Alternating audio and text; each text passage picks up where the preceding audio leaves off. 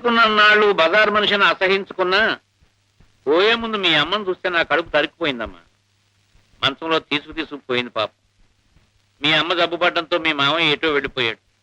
దాంతో పిలిస్తే పలికే మనిషి లేక దిక్కుమాలి చావు చచ్చిపోయింది. కన్ను మూసేలాగా నిన్ను కళ్ళారా చూడాలని ఎంతో తప్పించింది పాపం. కానీ ఏం లాభం, ఆ కోరిక తీరకుండానే వెళ్ళిపోయింది. పోతూ పోతూ తన యావదాస్తి నీకు చెందాలని ఇల్లు రాసిపోయింది. ఇవిగో కాగితాలు. ఇప్పుడు నాకు ఈ ఆస్తి ఎందుకు బాబు గారు? ఇన్నాళ్ళు కాయ కష్టం చేసి బ్రతికాను. శంకరాన్ని చేర్చవలసిన చోటికి చేర్చాను. ఇక నాకు వీటి మీద వ్యామోహం లేదు బాబు గారు. నిజమేననుకో, కానీ ఈ ఆస్తి నీకు అక్కర్లేకపోయినా ఏ ధర్మకార్యానికో పుణ్యకార్యానికో వినియోగించవచ్చుగా.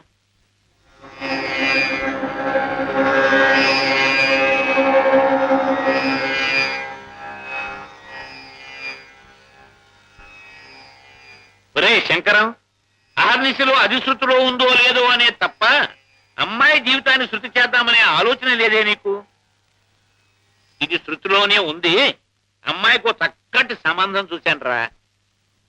చూసావు కదరా, ఇప్పటి వరకు చాలా చక్కటి సంబంధాలు చూసావు. ఇదిగో ఇదిగో ఇదిగో ఇదిగో ఆ వెంటకాడనే వద్దని నేను ముందుగా హెచ్చరిస్తున్నాను. ఇదివరకటి సంబంధాలే. ఆ కుర్రవాడి తండ్రి గరిట తిప్పాడనండి, ఈ కుర్రవాడి తల్లి సకేసి సాంప్రదాయం మంచిది కాదనండి, ఇటువంటి దిక్కుమాల వంకలు పెట్టి కొట్టేసేవా ఇహ నేను ఊరుకునేది లేదు. ఇప్పుడు ఈ కుర్రాడు ఉభయ భాషా ప్రవీణ స్వరద్రూపిణి, యోగ్యుడు ఉత్తముడు. నున్ను పాపం బామ్మగారు తప్ప అమ్మా నాన్న లేరట్రా కుర్రాడికి. మన ఊరి స్కూల్లోను మా ఇంటి పక్క వాటాలోను ఈ మధ్య చేరాడురా. ఒరే ఇదిగో ఒరే శంకరం, దాంతో పాటు మీ మరదలకు కూడా బహు గొప్పగా నచ్చేశాడు అనుకో. ఇదిగో నేనే ముహూర్తం పెట్టి చేద్దాం అనుకున్నాను. కానీ ఈ కాలం పిల్లలు ఒకళ్ళ వాళ్ళు చూసుకోకపోతే బాగుండదేమోనని. అవునరా, ఈసారి ఖాయంగా ఖాయం. మీ అన్ని ఏర్పాట్లు పూర్తి చేసి బాగుండదేమోనని. ఏదో పిల్ల తండ్రివి కుర్రాన్ని నీకు చూపించకపోతే బాగుండదేమోనని. ఎంత స్నేహితుడినైనా ఇంత చొరవ తీసుకోవడం అంత బాగుండదేమోనని. కనీసం నీ నోటీసులోకి తీసుకురాకుండా నేనే ప్రొసీడ్ అయిపోవడం మరీ బాగుండదేమోనని నీ మరదలతో చెప్పి వాళ్ళని తీసుకురమ్మని చెప్పి హెజి పంపించానురా. ఇహనో ఇప్పుడో వాళ్ళు వచ్చేసేస్తారు. ఏదో లాంఛనప్రాయమైన పెళ్లి చూపులే తప్ప. ఇదిగో ఒరే, నీకు మళ్ళీ సెకండ్ వార్నింగ్ ఇస్తున్నాను. ఆ వంక ఈ వంక పెట్టి కాదన్నావా ఇక బాగుండు. వెర్రివాడ, ఆ కళ్యాణ గడి వస్తే ఆపడానికి అడ్డుపడ్డానికి మనమెవరం రా? అమ్మాయికి పెళ్లి జరుగుతుందంటే నాకు మాత్రం సంతోషం కాదురా. నేనేమీ మాట్లాడను. కానివ్వండి. ఆపబ్బాయి ఆపు. రండి పిన్ని గారు, ఇదే ఇల్లు. సారా దిగు. ఇదిగోనే ఇష్టం లేని పెళ్లికి ముక్కు పట్టుకొని లాక్కొచ్చావు. నేను ముందే చెబుతున్నాను, ఈ పిల్లని పెళ్లి చేసుకుంటాక చేసుకోను అంతే. నోరు ముయ్యరా. శంకర శాస్త్రి గారు అల్లుడు అవడం అంటే నీ అదృష్టం అనుకో. వేర్రే మొగమా, దిగు. దిగు. ఏమిటి పిన్ని గారు అబ్బాయి అంటున్నాడు?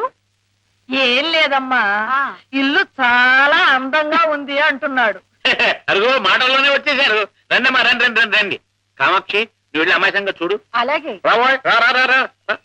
రే శంకరం, పెళ్ళికొడు కామేశ్వరరావు, మీ మామగారు శంకర శాస్త్రి. శంకరాభరణం శంకర శాస్త్రి ఎప్పుడైనా చూసేవా? వాడి మోహం పసివాడు, వాడు ఎక్కడ చూసుంటాడు బాబు. నేను నా చిన్నతనంలో బాబు గారి పాట వినాలని ఎన్నో కలలు కనేదాన్ని. మా వారు నన్ను ఎక్కడికి బయటికి తీసుకువెళ్లేవారు కాదు. దాంతో ఆ కోరిక అలాగే మిగిలిపోయింది. బాబుగారు సాక్షాత్తు సరస్వతి పుత్రులని చెప్పుకునేవారు మా రోజుల్లో. పుట్టిన ఇన్నేళ్లకి బాబుగారిని చూడగలిగాను. చూడడం ఏమిటమ్మా, మా శంకరంతో సంబంధమే కలుపుకోబోతుంటాను. కూర్చోవా. అది నిజంగా మా పూర్వజన్మ సుకృతం బాబు. బాబుగారు మా వాడిని చెప్పుకోవడం కాదు గాని మా కాముడికి. ఏమిటి కావుడు ఏమిటి? కాళేశ్వరరావు నోర్మయ్యరా. మా కాముడు పెద్దలంటే భయభక్తులు వినయ విధేయతలు ఉన్నవాడు బాబు. విన్నావట్రా, వినయ విధేయతలు ఉన్నవాడట. మా వాడికి ఒక్క దురలవాటు లేదు బాబు. విన్నావట్రా, ఏ దురలవాడు లేనివాడట. పొద్దున్నే శుభ్రంగా ఇంత చద్దన్నం తింటాడే తప్ప కాఫీలు గీఫీలు అలవాటు లేవు బాబు. ఆహాహాహా, ఈ రోజుల్లో సజ్జనం తిని అల్లుడు దొరకడం ఎంత అదృష్టంరా.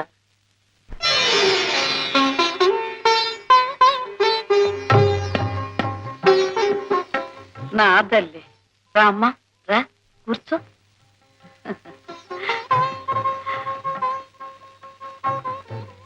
అమ్మాయి వచ్చిందిరా. అబ్బాయిని తలెత్తి చూడమనండి పిన్ని గారు. నువ్వు చూడవే శారదా.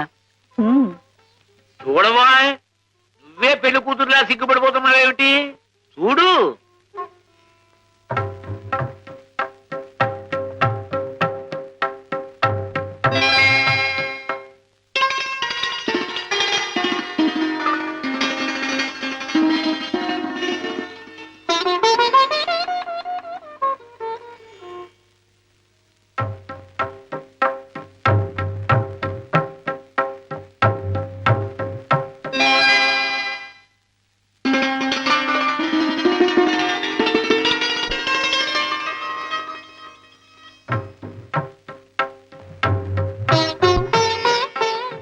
నీ పేరేమిటి తల్లి?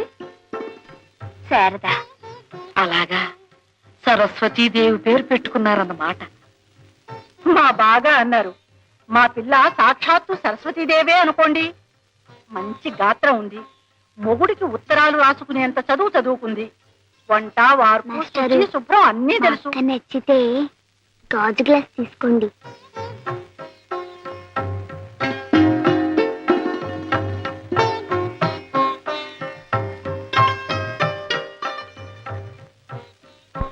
అక్క మాస్టర్ నచ్చితే స్టీల్ గ్లాస్ తీసుకో.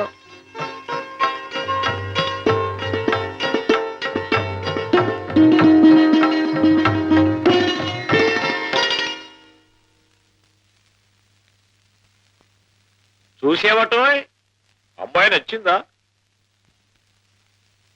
వాడి మొహం వాడికి నచ్చడం నచ్చకపోవడం ఏమిటండి? కుర్రవాడు, వాడికి ఏం తెలుసు కనుక. ఆ అమ్మాయికి వంట వార్పు ఏమీ రాకపోయినా నాకు అభ్యంతరం లేదు బాబు గారు. వంశపారంపర్యంగా వచ్చే అపారమైన స్వర సంపద ఉంది, అది చాలు బాబు నాకు. ఆ మహానుభావుణ్ణి పాడమని అడిగే అర్హత లేదు నాకు. ఆ అమ్మాయి ఒక్క పాట పాడితే బాబుగారు గొంతు విన్నట్టే అనుకుంటాను. ఏమ్మా, ఒక్క పాట పాడతావా? అక్క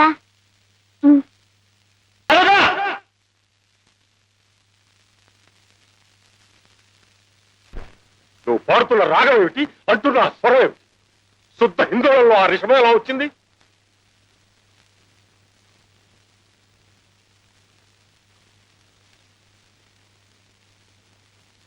చెప్పు, హిందోళానికి ఆరోహణ ఏమిటి? సగమ్మ తనిస, అవరోహణ? సన్నిధ మకస. మరి ఆ రిషభం ఎక్కడి నుంచి వచ్చింది? స్వర సంకరం చేయడానికి బుద్ధి లేదటే. నిజమేలేండి, వృషభం పడితే మరి ఏమిటది? వృషభా రిషభమా? రిషభమేనండి, రిషభమే. ఏదో పొరపాటునన్నాను. రిషభం పడితే హిందోళం కాదు కదా, చారుకేస్ అవుతుంది. చారుకేస్? కాదండి, చారుకేస్ ఎట్ అవుతుంది? కాఫీ కాఫీ అవుతుందండి. నువ్వు లేఖరికి ముందు లే. రిషభం అన్న మాట కూడా పలకడం చేతకాని వాడివి సంగీతం గురించి మాట్లాడడానికి నీకేం అర్హత ఉందయ్యా? తెలిస్తే తెలిసినట్లుండాలి, లేకపోతే నోరు ముసుగు పడి ఉండాలి. అది కాదండి. బాబు గారు, తమని మరొకసారి కలుస్తాం. ఆ అవసరం లేదు. అవసరం లేదురా, నీకేది అవసరం లేదు. కానీ శారదకి పెళ్లి అవసరం, ఒక తోడు అవసరం, ఒక నీడ అవసరం. ఏ సంగీత విద్వాంసుడికో కట్టబెట్టి దాని గొంతు ఎందుకు కోస్తావురా? నువ్వు అనుభవించే సుఖం చాలకనా? సంగీత సామ్రాట్టివి, శంకరాభరణంలో దిట్టవి, గండపెండీరం తొడిగించుకున్న వాడివి. ఈ వేళ ఎవరైనా కచేరికి పిలిచి ₹1 ఇస్తున్నాడు రా. శుభ్రమైన బట్ట కట్టి ఎన్నేళ్లయిందిరా సంతృప్తిగా 2 పూట్ల భోంచేసి. కనీసం శారదకి ఒక మంచి రవికల గుట్టైనా కొనిపెట్టగలుగుతున్నావా? ఇంకా నీకెందుకురా ఈ కంచిగరుడు సేవ? ఒరేయ్, రసికులు కాని వాళ్లకు కవిత్వాన్ని వినిపించే దౌర్భాగ్యాన్ని తన నుదుట రాయొద్దని ఏడుస్తూ వేడుకున్నాడు రా కాళిదాసు. ప్రజలకు నీ సంగీతం అవసరం లేనప్పుడు, ఆ సంగీతం నీకు కూడు గుడ్డ పెట్టలేనప్పుడు నీకెందుకురా ఇంకా ఆ వ్యామోహం? నీకుంది సరే, ఆ వ్యామోహంతో ఆ పసిదాన్ని బ్రతుకు నాశనం చేయడానికి హక్కు నీకెవడిచ్చాడ్రా? కాదురా, ఈ జన్మలో దానికి పెళ్లి కాదు. ఇలాంటి తండ్రికి పుట్టారనే ఆనందంతో ఏ నుయ్యో గొయ్యో చూసుకుంటుంది. అప్పుడు ఆ శవాన్ని ఎదురుగా పెట్టుకుని పాడుకుంది కదా సంగీతం. నిన్ను దైవం కూడా రక్షించలేడురా